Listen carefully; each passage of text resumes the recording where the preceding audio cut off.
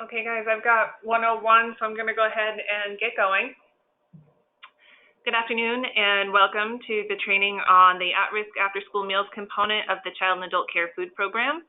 I'm Jessica Petrolia. I am a nutrition specialist at RIDE, and my primary focus in the department is on the Summer Food Service Program, or SFSP, and the Child and Adult Care Food Program, or CACFP, which is what we're going to talk about today. We have a mix of sponsor types, both schools and independent centers, as well as a varying level of experience joining us in the audience today. So I'm going to do my best to cover some of the basic tenets of the program in general, while also delving a little bit deeper into some of the common issues that we come across when we're reviewing these types of programs. This webinar is also being recorded. So if you have any additional staff that weren't able to attend today but may benefit from the training, we hope to have it posted to the RIDE website shortly. I will open it up to questions at the end, so if you can just hold on to those, or if you want to type them into the comment box as I'm talking, I'll go through them at the end and do my best to answer what I can. If not, and you come up with questions that you want to ask me after the fact, you have my contact information on the screen there.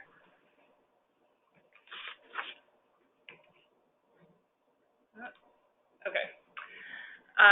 So as with all of our federally funded child nutrition programs, we adhere to federal civil rights and non-discrimination standards. So just as a reminder of that, what you see on the screen here is the full and current version of the USDA non-discrimination statement used within our programs, which tells you or your participants what to do if you feel like you've experienced discrimination under our programs.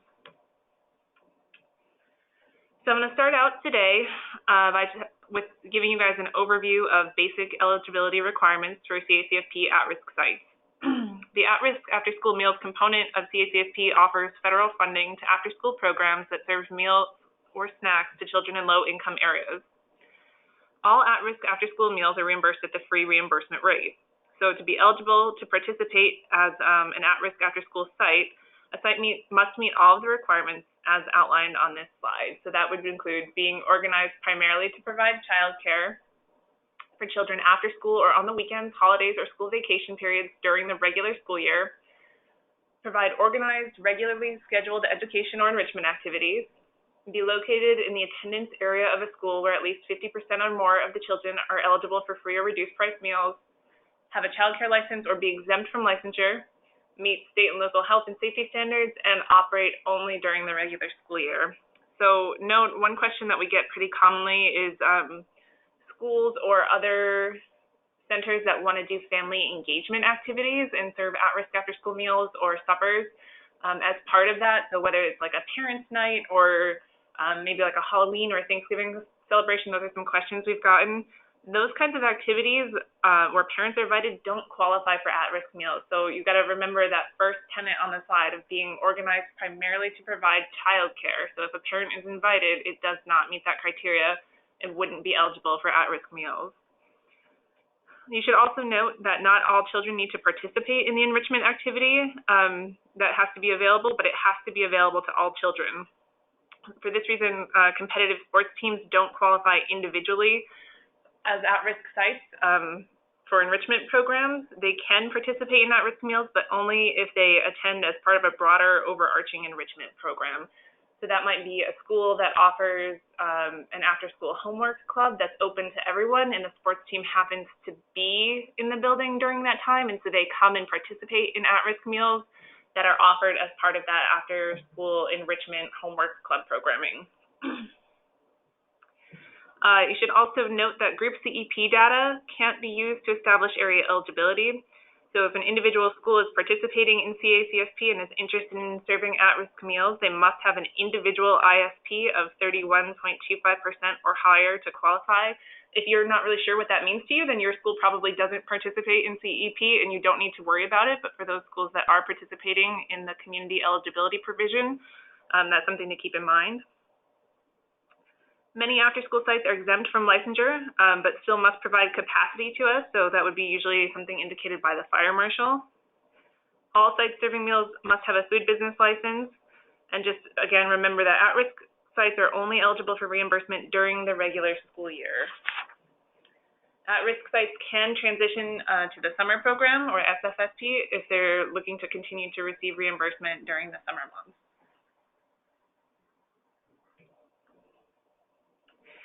So in addition to site eligibility requirements, there are also certain participant eligibility requirements.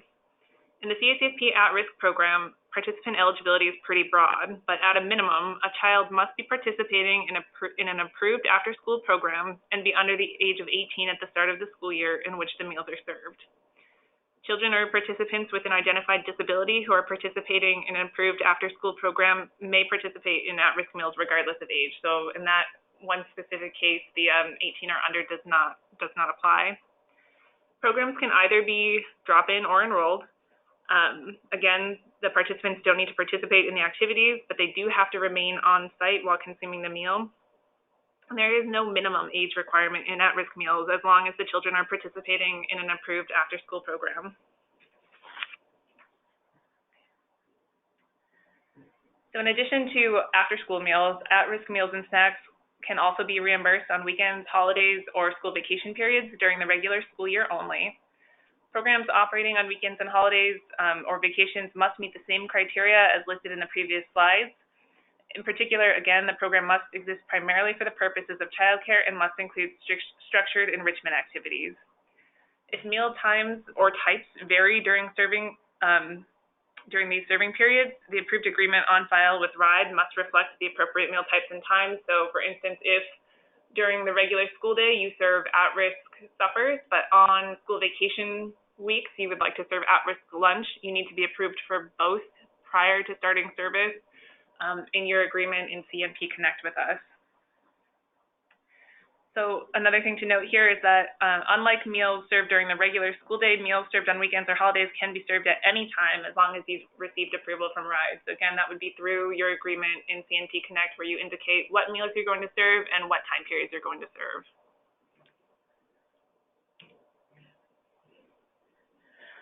For regular school days, PM or evening snack and supper are the only allowable meal types for at-risk meals. Students can receive a maximum of 1 snack and 1 meal, or 2 snacks per student per day. They can be served anytime after the school day ends, or anytime on weekends, holidays, and school vacations during the school year. And sponsors can't be reimbursed for meals served under the traditional child care or outside school hours care component of CACFP and the at-risk component for the same children.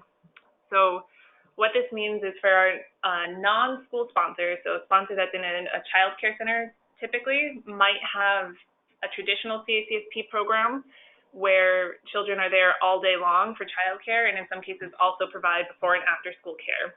So in that case, if you're serving at-risk meals to your before and after school care children, they're only eligible for at-risk snack or supper at the end of the school day, and you cannot serve them breakfast and claim them breakfast under one of the other components of the CACFP.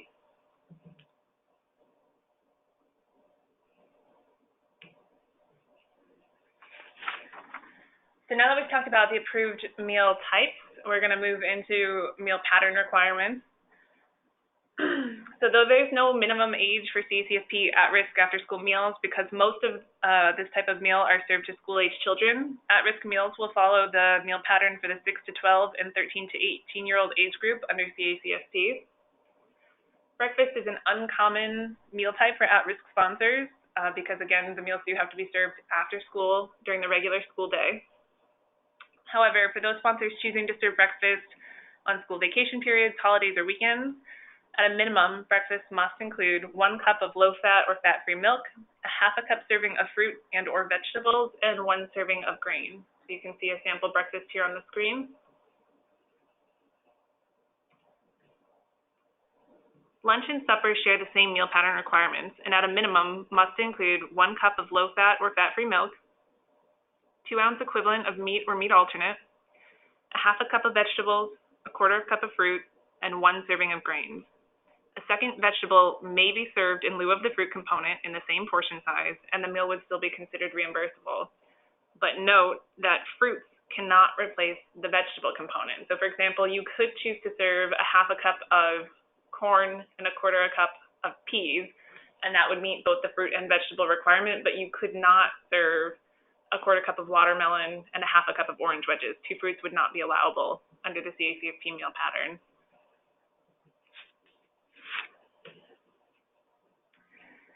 For snack, Any of the 5 components can be served in the required minimum portion size. The components and portion sizes are 1 cup of milk, 1 ounce equivalent of meat or meat alternate, 3/4 of a cup of vegetable, 3/4 of a cup of fruit, or 1 serving of grains. Note that the CACFP meal patterns changed in October of 2017, so some providers may remember when fruits and vegetables were part of the same component, but that is no longer the case. Fruits and vegetables are now considered to be separate components and could be served together to meet the 2 component requirements of a reimbursable snack. So for instance, you might choose to serve, like what's on the screen meats, obviously you've got 3/4 of a cup of fruit and 1 serving of grains, but you could also serve 3/4 of a cup of oranges and 3/4 of a cup of carrots, and that would also meet. So you can serve a fruit and a vegetable to meet the 2 separate component requirements under the new meal pattern.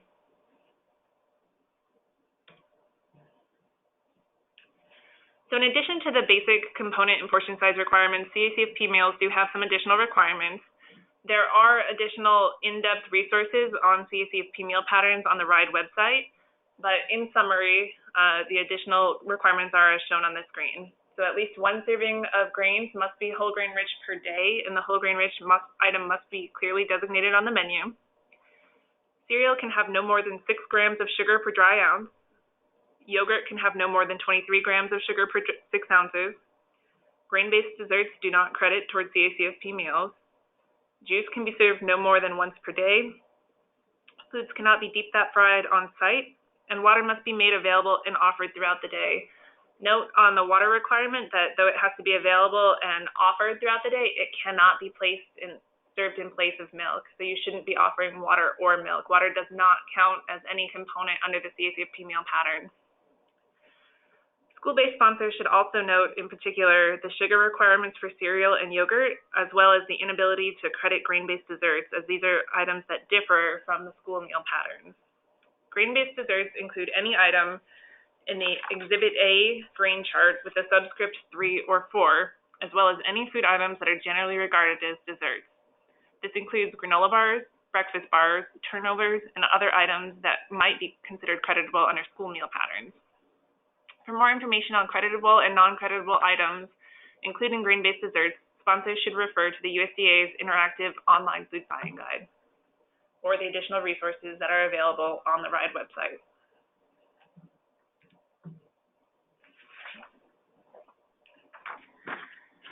Meals served in CACFP generally follow a straight serve model in which all participants are served all required food components in the correct minimum portion size. However, at-risk after-school meal sponsors may elect to implement the offer versus serve, or OVS, method of service in an effort to reduce food waste or cost. OVS is a type of meal service that allows children to decline some of the food offered in a reimbursable breakfast, lunch, or supper. Note that OVS cannot be used at snack. Unlike school meal programs, there is no requirement in CACFP that a child take any specific component, like a fruit or a vegetable, in order for the meal to be considered reimbursable. Sponsors cannot dictate which food components a child is allowed to decline under OVS. Under this style of service, every child must be able to select all 5 components in order for a meal to be considered reimbursable. That would be for lunch or supper, where all 5 components are required. So for example, if apples are used for the food item at supper, but the server runs out of apples halfway through the meal service and no other fruit is offered in place, all of the meals served after the time that the apples ran out would not be considered reimbursable. So you can see on the screen that for lunch or supper, you have to offer all 5 food components at lunch or supper, So at least 1 food item from each component, but a child must only choose 3. 3 is the minimum for the meal to be considered reimbursable. They have to be able to select up to all 5, but as long as they've selected any 3 different food components, that would be acceptable.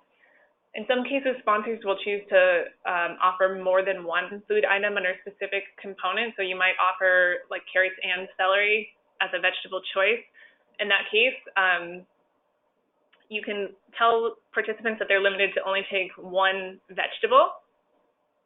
So they don't have to be able to select both the carrots and the celery, because they just have to be able to select each of the 5 components, and those 2 things are under the same component in the meal pattern.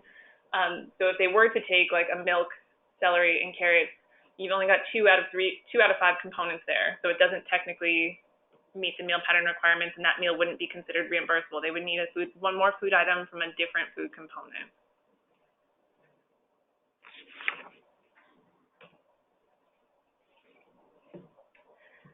As another method to reduce food waste, some sponsors may elect to use a share table in their at-risk programming.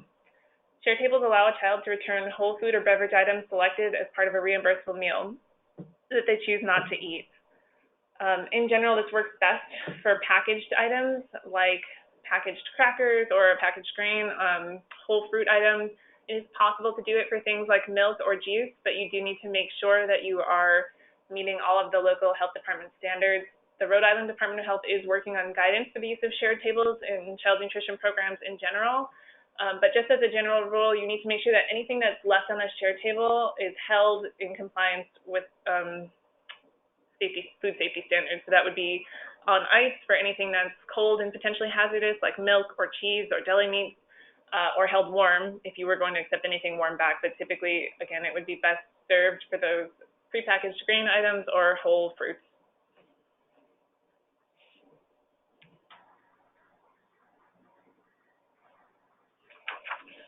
In addition to meeting meal pattern requirements, CACFP sponsors also have a responsibility to ensure that appropriate meal modifications are made for persons with disabilities. The current definition of a disability includes any physical or mental impairment that substantially limits major bodily functions, such as digestive, bowel, and bladder functions. This means that most identified food allergies are now likely to be considered disabilities, and sponsors must make reasonable modifications to provide equal access to program benefits when a disability has been identified. An effective modification will provide equal opportunity for program participants and will generally include substituting menu items with nutritionally equivalent components. So, whoops, I jumped ahead. Oh, they're out of order. Well, so for example, if a participant is allergic to tomatoes and you have cheese pizza on your menu, which includes tomato sauce, and so a participant can't eat that, you may choose to provide a ham and cheese sandwich in place of pizza. So it's not the exact same food item, but you're still providing them with a nutritionally sound meal as opposed to just saying like, nope, you'll just have the fruit, vegetable, and milk side. You can't just deny components. You have to make some kind of a modification, and ideally that modification would still be nutritionally comparable to the component that the participant is allergic to. In some cases, modifications for disabilities may not be able to be made in a way that meets CACFP meal pattern requirements, as it did in the last example. Meals served under CACFP are still considered reimbursable even if the meal doesn't meet the meal pattern requirements if it's supported by a medical statement that's signed by a licensed physician. Meals in which a parent provides certain components can also be considered reimbursable if it's part of the participant's modification plan and is supported by a medical statement. It's important to remember that participants cannot be required to provide their own component as part of a modification for a disability, but in some cases, parents may feel more comfortable providing maybe one component and having the sponsor provide the other components to accommodate an allergy. And as long as that's part of the written plan that you guys have agreed upon, and the family is aware that they are not required to do this, the meal could still be considered reimbursable if you have that doctor's note on file. So a doctor's note needs to include the food to be avoided, a brief explanation of how the exposure affects the child, and recommended substitutes. It's not your responsibility as a sponsor to really engage in deciding whether or not something's a disability, and you should be focused instead on what the modification may look like, and really shouldn't be trying to, you can seek clarification if you need to from a medical professional, but you shouldn't be probing into the specifics of any condition. It's also important to note that though the doctor's note needs to include recommended substitutes, you do not need to provide the exact item recommended. So for instance, if a child was allergic to milk and the recommended substitute was Silk soy milk, but you can't source that brand, you don't necessarily need to provide Silk. You could provide a different brand of soy milk, or if for whatever reason you couldn't source soy milk and it was your typical accommodation was rice milk, you could, again, potentially do that, though you would want to work with the parents to make sure that whatever modification you're making is still meeting the health and safety needs of the child.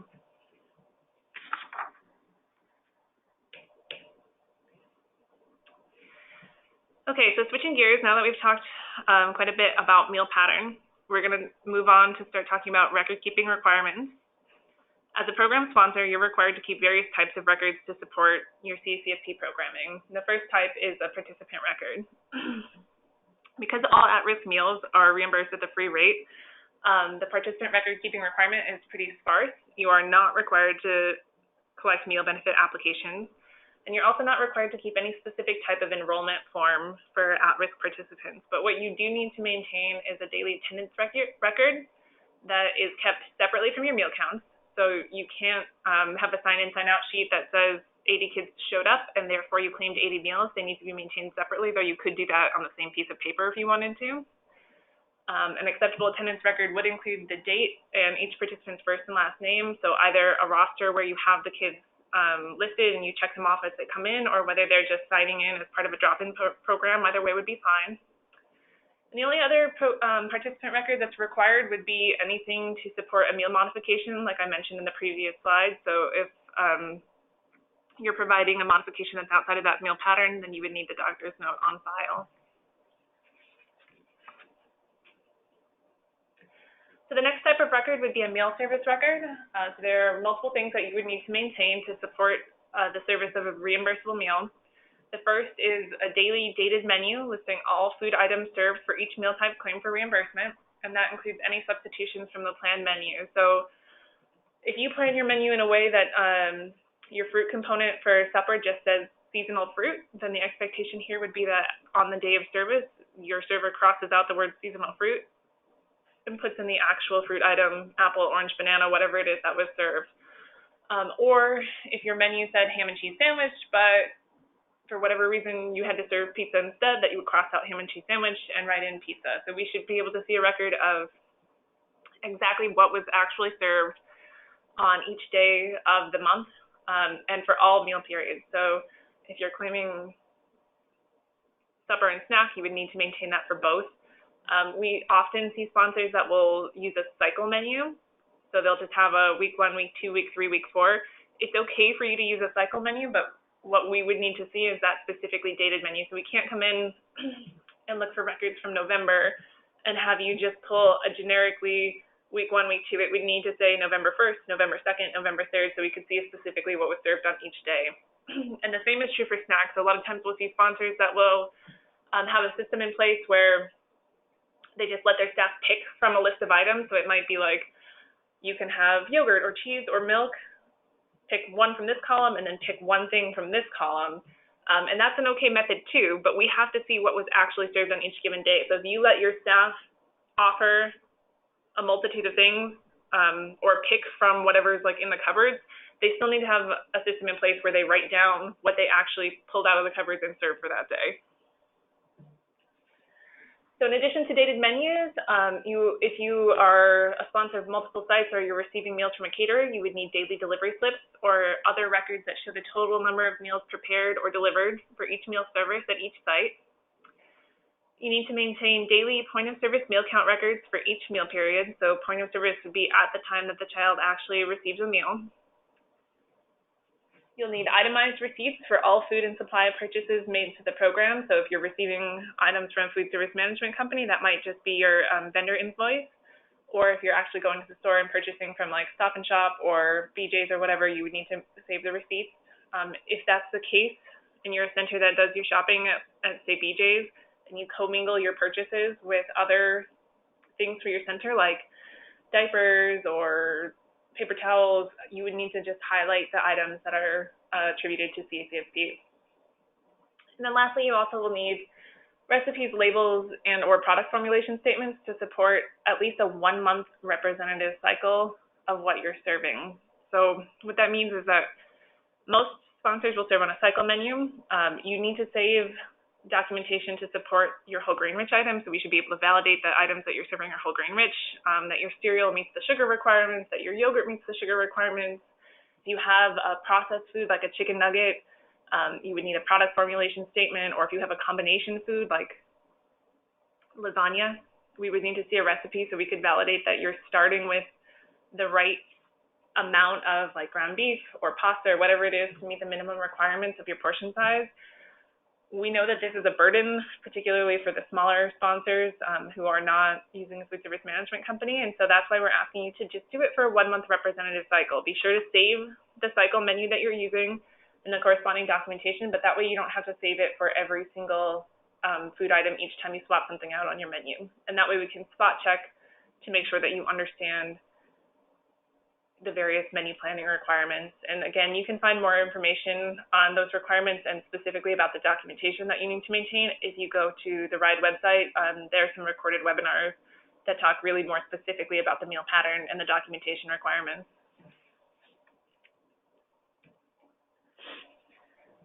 Okay, so in addition to your participant in your meal service records, there's some other kind of miscellaneous things that we need to see. So those records would include copies of any of your CACFP application materials, including your permanent agreement with us. So that's way back when you first became a sponsor. You should have that on file. Documentation of your annual staff training, including the date, location, agenda, and signatures of all staff in attendance. Documentation to support required monitoring visits. That's for sponsors who have more than one site. Your annual beneficiary data form, which is the form that shows the ethnic and racial breakdown of your participant population. And documentation to support program procurements, including any communications regarding price quotes or other competitive solicitations and the resulting contract. So if you work with a vendor, that would be your vendor contract and the email or notes from phone calls. However it was that you solicited price quotes before you entered into that contract. If you do your purchasing from a grocery store, it could just be a spreadsheet of comparing one store to another, or copies of flyers or ads that you've looked at for your main products, but something to show that you're competitively procuring your products to get the best price.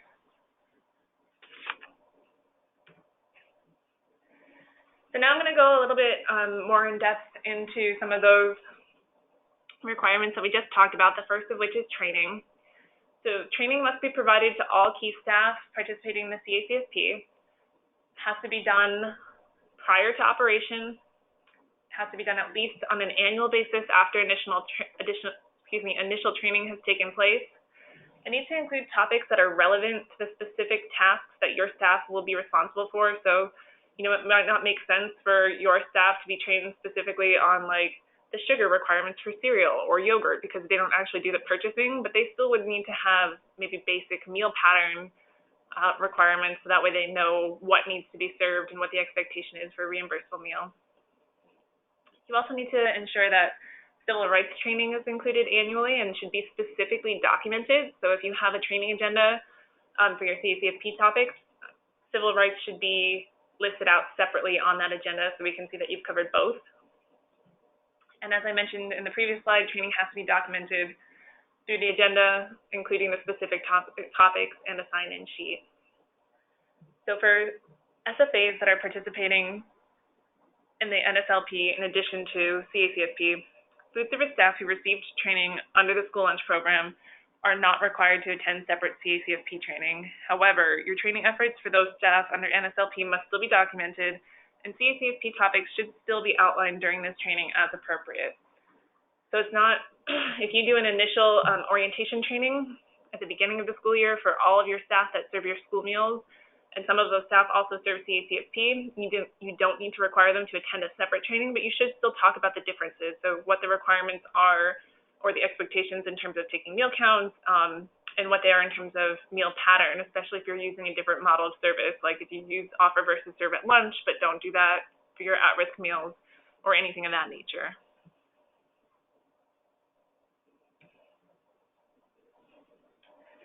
Okay, so moving on to monitoring requirements.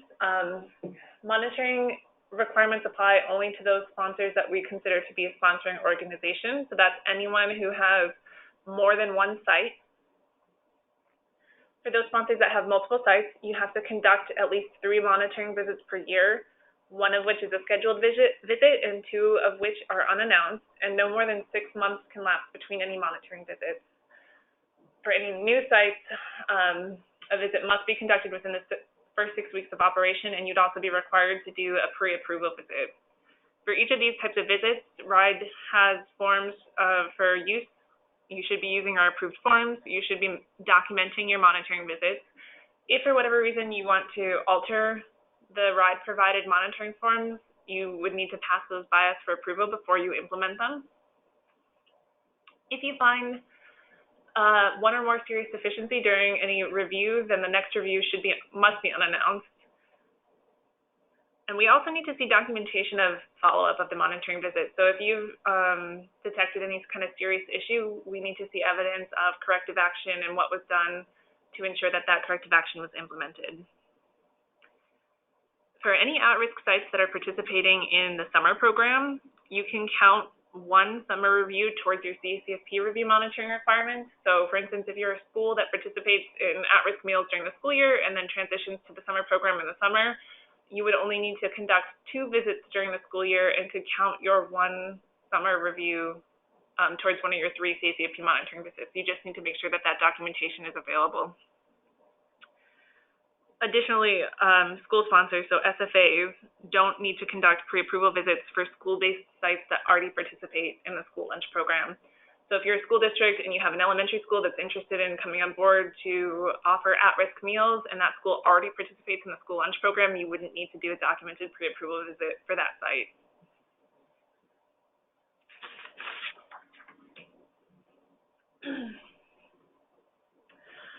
Okay, now to talk a little bit about civil rights. I'm not going to go too in-depth into this because we do offer separate civil rights trainings, but just to give you a brief checklist of the requirements for the program. In general, you have to offer all your child nutrition programs in a non-discriminatory manner. You have to provide that documented civil rights training annually. Make your site staff aware of your civil rights complaint procedures or policies, so making sure that they know what to do if somebody complains that they feel that they've been discriminated against. Know what to do when a participant requests a meal modification due to disability. So not only should your staff know what to do if that comes up, but also your participants should know how to request a modification. You need to ensure equal access to your program for all participants. You need to make sure that you have the And Justice for All poster displayed in a prominent location, and that needs to be customer-facing, so somewhere where your participants can actually read the poster. One thing that we'll come across occasionally, particularly for school-based sites, is they'll have their And Justice for All poster on the school lunch serving line, but their at-risk meals are served in a different location in the school, and the serving line is closed during the after-school meal service. And so though they thought they had the poster up because it's posted for the school lunch program, it's actually not accessible or available for the participants to see as part of at-risk meals. So you need to make sure that wherever your participants are, that they can see and read that poster. You need to offer meals to all children present at the time of service, and you should also be identifying potential barriers to program participation and addressing those barriers.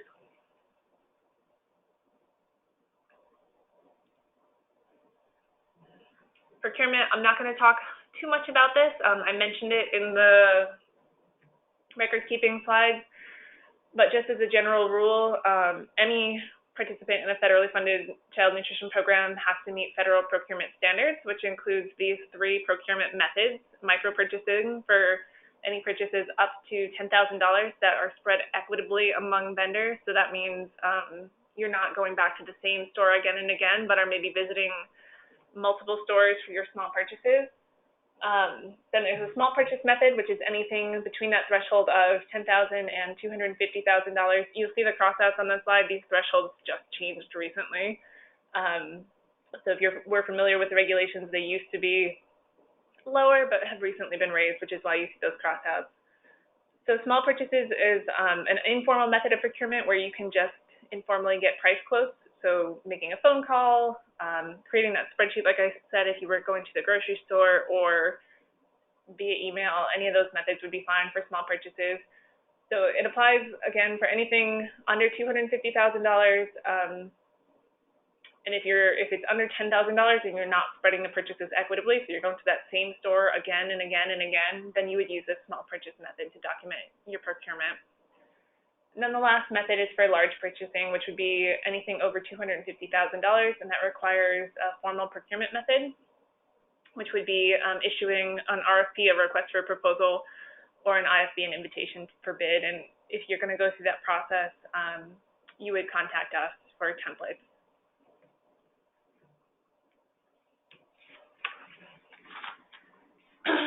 Okay, so moving on. I just want to talk a little bit for a few minutes about some kind of common questions or issues that we've seen when we're out on review. And one is, what's the difference and what are the requirements for a traditional CACFP program? So that would be like a child care center offering all-day care to kids that are preschool aged versus at-risk programming. So certain sponsors may have traditional child care programs that claim meals under CACFP year-round, as well as at-risk programming that operates only during the regular school year. So if you're going to do that, if you're going to operate traditional child care in addition to an at-risk meal program, you have to make sure that you're operating the two programs out of a physically separate space. So that doesn't necessarily mean a separate building, but it means separate classrooms. Like, you can't be commingling the meal service because your meal documentation will need to be maintained separately. You have to meet all CACFP requirements under both types of programs, so they are slightly different. For instance, under a traditional child care program, all of those children would need specific CACFP enrollment forms. They would also need meal benefit applications, but under at-risk, you're not required to have those documents. So you need to make sure that each of your two programs, that you're clear on the regulations and that each of them are meeting the different requirements. At a minimum, you have to maintain separate attendance and enrollment records. You need to ensure that children claimed under the at-risk component of CACFP are not included for any meal period under the traditional child care claim for reimbursement. So again, what we see most commonly happening is that a sponsor will claim an outside school hours care child under regular CACFP breakfast, and then also claim that same participant under at-risk, either snack or supper after school. You can't do that. If you're electing to participate in the at-risk after-school program, then those kids that are in your at-risk programming are only eligible for those after-school meals. You cannot serve and claim breakfast to those participants. Now, the last thing is that you have to stop claiming meals in the summer for at-risk participants or transition those at-risk participants to a summer food service program. So what that means is if you offer that traditional child care program as well as an at-risk, during the summer months, you can't just have those at-risk kids added into your traditional child care claim. It doesn't work that way. If you're going to continue to claim meals for reimbursement for those kids, they have to transition to the summer food service program. So something that we've come across recently is a sponsor will continue to offer traditional childcare all year long to those preschool-age kids, even in the summer. But for their school-age kids, they'll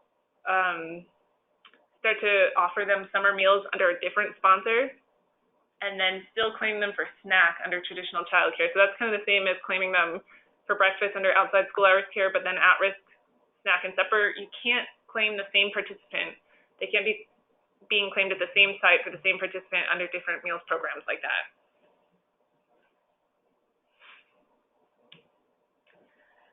So the next thing that we've run into recently is some confusion about CACFP at-risk versus SFSP. So these are designed kind of to be sister programs, primarily because those at-risk participants have to be transitioned to the summer food service program if they're going to continue to receive reimbursement for those meals in the summer months. And organizations and communities definitely benefit when meals are offered to children year-round by participation in both of these programs, but it's important for you guys to just remember that the requirements are slightly different. One would be the area eligibility determinations. SFSP allows the use of census data, where CACFP does not. So some sites may qualify for summer program participation, but would not meet the area eligibility requirements for CACFP. The allowable meal combinations are different for summer and CACFP. In summer, you can claim up to 2 meals, so you could claim breakfast and lunch, whereas under CACFP, again, you're limited to that 1 meal and 1 snack. In summer, you are allowed to be reimbursed for a limited number of second meals, and that is not the case in CACFP. We don't allow reimbursement for any second meals. The meal patterns are slightly different. The summer meal patterns actually mirror the old CACFP meal patterns, so where the fruit and the vegetable component are still combined. And the last, and this is a common question that we get, is about open sites versus drop-in sites. So CACFP at-risk programs are not designed to be open the way that summer programs are. They're really designed to give kids a place to go after school. So give at-risk youth a place to be and something to do, and exist primarily for the purpose of childcare. So it's okay for a site to be drop-in. So it might be a big organization like a Boys and Girls Club where you have hundreds of kids that are quote unquote enrolled in your program, but maybe only 50 or 60 that show up on any day. And that's fine. Drop-in is okay. You still have to maintain some kind of attendance record, so that would be the sign-in sheet. But it's not the same as setting up a table at a park and just offering meals to any participant that shows up. And that's what you would do in the summer, where there's no requirement for enrichment activities, there's no requirement for attendance. So it's important that you guys remember that there is that distinction there.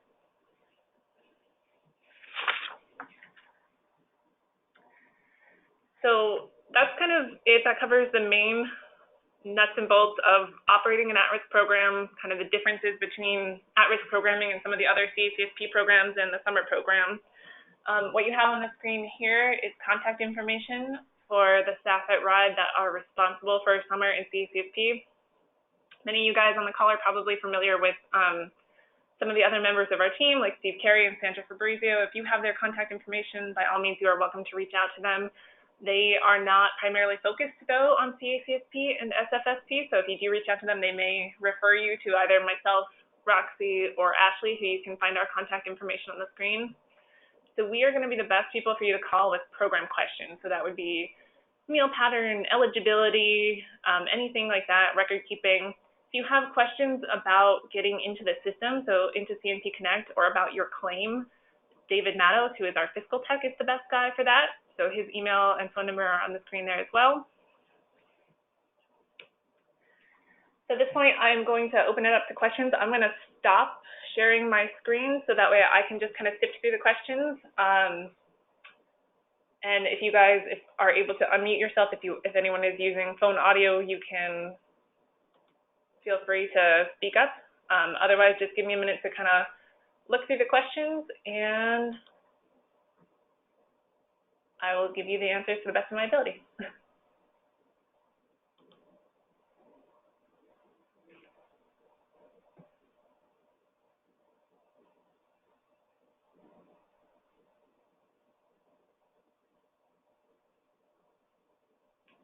Okay, so this first question is one that's already come up before. There's a memo that USDA issued regarding streamlining monitoring requirements for at-risk sites,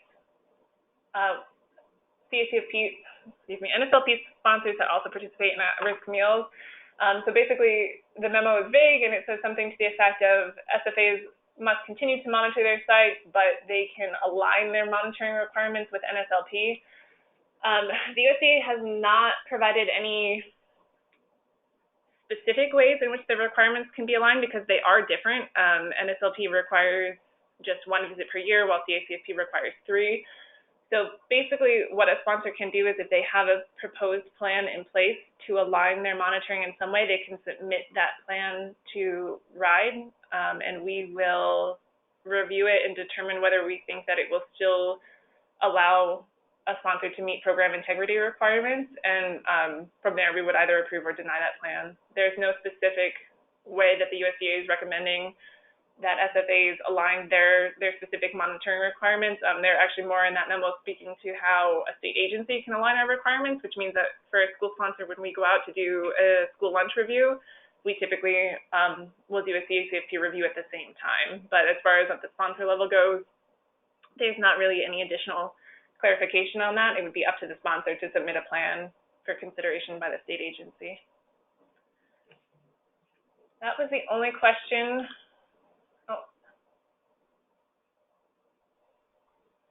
Okay, so one other question is just about the forms that are required for monitoring and whether those could be shared. I will send that out to the list of registrants after, this webinar.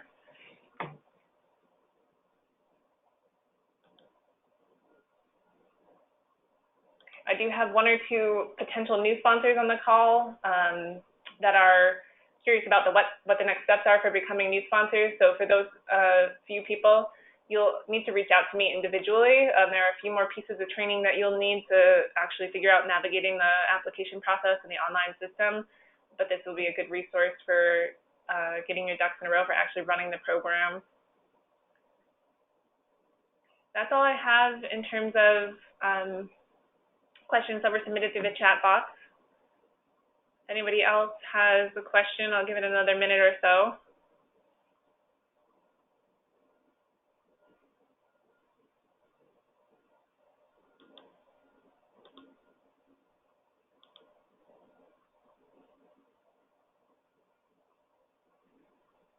Okay, so this is a question about a summer program, a short summer program, so 2 weeks that takes place directly after school ends. Does the summer program qualify? So if it's after the school year, in order to be considered for reimbursement, it would have to transition to the summer food service program, which is a separate application and agreement process. It's a little bit streamlined for CACFP existing sponsors, but you would have to transition to the summer program. This is a non-school-based sponsor.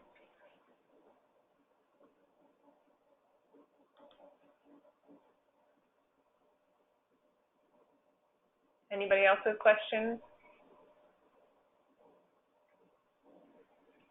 So I'll just say for those few of you that are still listening, I know some of those specific things may have triggered thoughts about your operation, especially around anybody who's operating a traditional child care program in addition to an at-risk program. So if you're not sure if what you're doing is the right thing, please don't hesitate to reach out. I know that might be too difficult of a question to type into the chat box, but we're definitely trying to help sponsors clean this up and understand the different requirements. So feel free to shoot an email to myself, or Roxy, or Ashley.